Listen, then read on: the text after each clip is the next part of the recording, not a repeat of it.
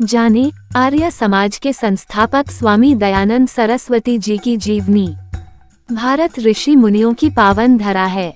इसी पुण्य धरा पर गुजरात के टंकारा प्रांत में फाल्गुन मास के कृष्ण पक्ष की 10वीं तिथि को वर्ष 1824 ईस्वी में स्वामी दयानंद सरस्वती का जन्म हुआ। मूल नक्षत्र में जन्म लेने के कारण इनका नाम मूल शंकर रखा गया। हमारे सनातनी कैलेंडर के अनुसार 26 फरवरी शनिवार को इस महामानव की जयंती है। शाश्वत सत्य के अन्वेषण हेतु एवं सत्य व शिव की प्राप्ति हेतु मूल शंकर वर्ष 1846 में 21 वर्ष की आयु में समृद्ध घर परिवार मोह ममता के बंधनों को त्याग कर सन्यासी जीवन की ओर बढ़ गए। उन्होंने 1859 में गुरु विरजानंद जी से व्याकरण व योग दर्शन की शिक्षा प्राप्त की। भारत की उत्कृष्ट वैदिक संस्कृति एवं सभ्यता की हजारों वर्षों की गरिमामयी विरासत मध्यकाल के तमसाच्छिन्न युग में लुप्त प्राय हो गई थी। राजनीतिक पराधीनता के कारण विचलित, निराश व हताश भारतीय जनमानस को महर्षि दयानंद सरस्वती ने आत्मबोध, आत्मगौरव, स्वाभिमान एवं स्वाधीनता का मंत्र प्रदान किया। स्वामी दयानंद 19वीं सदी के नवजागरण के सूर्य थे, जिन्होंने मध्ययुगीन अंधकार का नाश किया। महर्षि दयानंद के प्रादुर्भाव के समय भारत धार्मिक, सामाजिक, आर्थिक एवं राजनीतिक दृष्टि से अतिजर्जर और छिन्न भिन्न हो गया था। ऐसे विकट समय में जन्म लेकर महर्षि ने देश के आत्मगौरव के पुनरुत्थान का अभूतपूर्व कार्य किया। लोक कल्याण के निमित्त अपने मोक्ष के आनंद को वरीयता न देकर जनजागरण करते हुए अंधविश्वासों का प्रखरता से खंडन किया।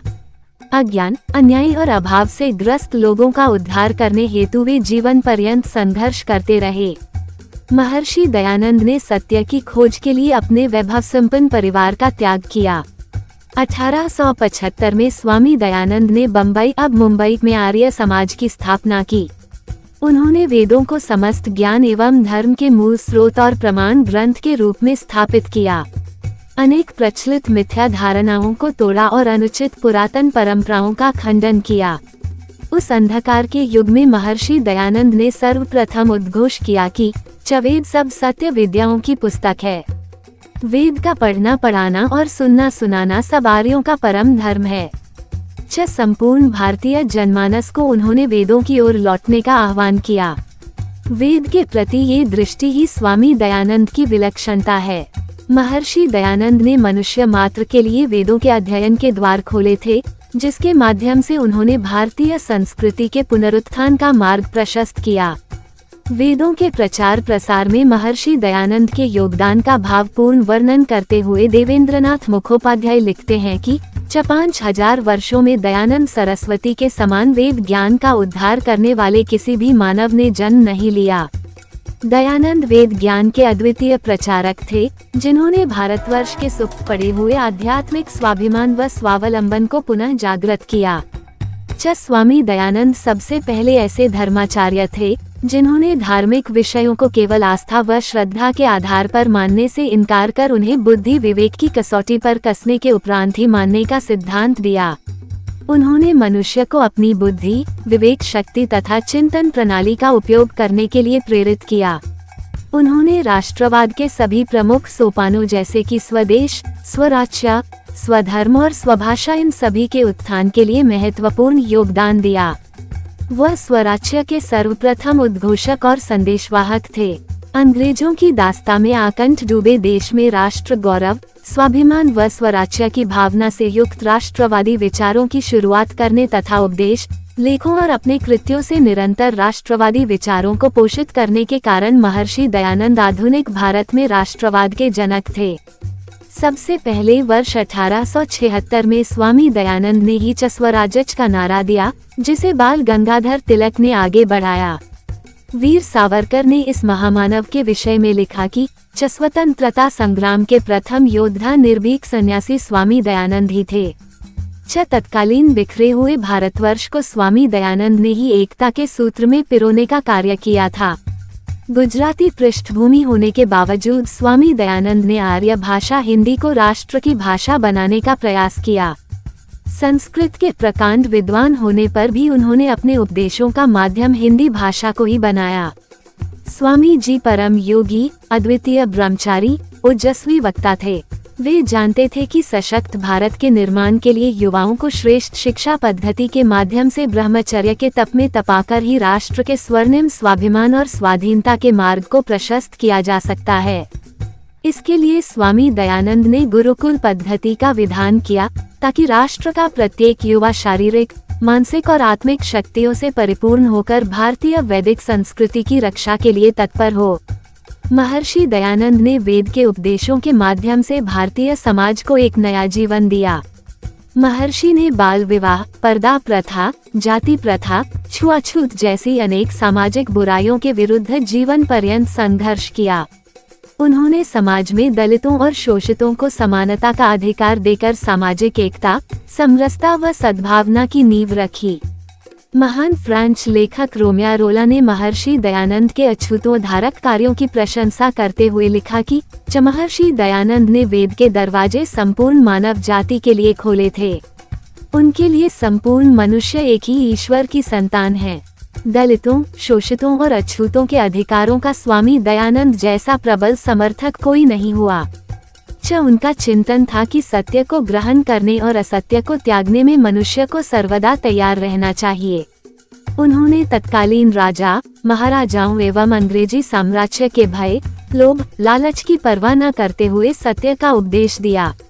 वेदों के स्वर्णिम चिंतन को महर्षि दयानंद सरस्वती ने अपने अमर ग्रंथ सत्यार्थ प्रकाश, ऋग्वेदादिभाष्य भूमिका, संस्कार विधि में प्रस्तुत किया।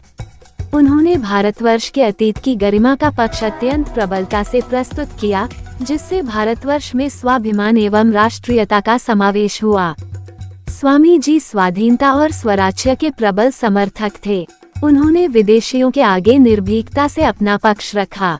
कोलकाता में 1873 में तत्कालीन अंग्रेज अधिकारी नॉर्थ ब्रुक ने स्वामी दयानंद से कहा कि अंग्रेजी राज्य सदैव रहे, इसके लिए भी ईश्वर से प्रार्थना कीजिएगा। स्वामी दयानंद ने निर्भीकता के साथ उत्तर दिया कि स्वाधीनता और स्वराज्य मेरी आत्मा और भारतवर्ष की आवाज है और यही मुझे प्रिय है। मैं विदेशी साम्राज्य के लिए प्रार्थना कदापि नहीं कर सकता। स्वामी दयानंद कहा करते थे कि आर्यावर्त भारत की वह भूमि है जो रत्नों को उत्पन्न करती है। वेद मंत्रों के प्रमाण देकर स्वामी दयानंद ने राष्ट्रीय स्वाभिमान से परिपूर्ण युवा शक्ति को तैयार किया। व्यक्ति, समाज, परिवार या राष्ट्र के विकास का मूलाधार उसकी स्वाधीनता है। ऋग्वेद का प्रमाण देते हुए स्वामी दयानंद स्वाधीनता के पथ की प्रशंसा करते हुए कहते हैं, चर्चन अनु स्वराज्यंच, अर्थात हम सदैव स्वराज्य की अर्चना करें। लाला लाजपत राय, बाल गंगाधर तिलक, श्रद्धानंद, विनायक दामोदर, राम प्रसाद बिस्मिल, भगत सिंह, गोविंद रानाडे जैसे तमाम राष्ट्र चिंतकों ने स्वामी दयानंद के आध्यात्मिक स्वाभिमान, स्वाधीनता और स्वावलंबन के स्वर्णिम पथ का अनुसरण किया। महर्षि अरविंद घोष ने स्वीकार किया था कि वैदिक ग्रंथों के उद्धार के कार्य के माध्यम से स्वामी जी ने भारतवर्ष के आध्यात्मिक स्वाभिमान को जागृत किया है। स्वामी जी ने बताया कि वेदों के उपदेशों से ही मनुष्य की व्यक्तिगत, पारिवारिक, सामाजिक उन्नति का मार्ग प्रशस्त होता है और भौतिक व आध्यात्मिक उन्नति की प्राप्ति होती है। महर्षि दयानंद का चिंतन था कि आध्यात्मिकता एवं ज्ञान ही मनुष्य एवं राष्ट्र के स्वाभिमान एवं स्वाधीनता को सुदृढ़ता प्रदान करते हैं। इसलिए आर्य समाज की नियमावली में उन्होंने कहा कि अविद्या का नाश तथा सर्वदा विद्या की वृद्धि करनी चाहिए। महर्षि दयानंद का स्वप्न था कि भारत ही नहीं अपितु संसार का जनमानस श्रेष्ठता से परिपूर्ण हो, चक्रिन्वंतो विश्वमार्यमाच। महर्षि दयानंद का संपूर्ण जीवन वैदिक संस्कृति हेतु समर्पित रहा। एक बार ब्राह्मण समाज के नेता केशव चंद्र सेन ने स्वामी दयानंद से कहा कि आप जैसा वेदों का विद्वान, संस्कृत का प्रकांड वेता अंग्रेजी नहीं जानता, ये बड़े दुख की बात है। स्वामी दयानंद ने उत्तर दिया कि ब्राह्मण समाज का शिरोमणि नेता देववाणी व वेदवाणी संस्कृत से अनभिज्ञ है, यह आपके लिए दुर्भाग्य की बात है। महर्षि का जीवन एक धार्मिक संत का था। उनकी प्रवृत्ति सत्यान्वेषण की थी और दृष्टि वैज्ञानिक एवं प्रजातांत्रिक थी। इस निर्भीक सन्यासी के चिंतन ने ही पराधीन भारत की सुप्त पड़ी आध्यात्मिक स्वाभिमान एवं स्वराज्य की भावना को जागृत किया।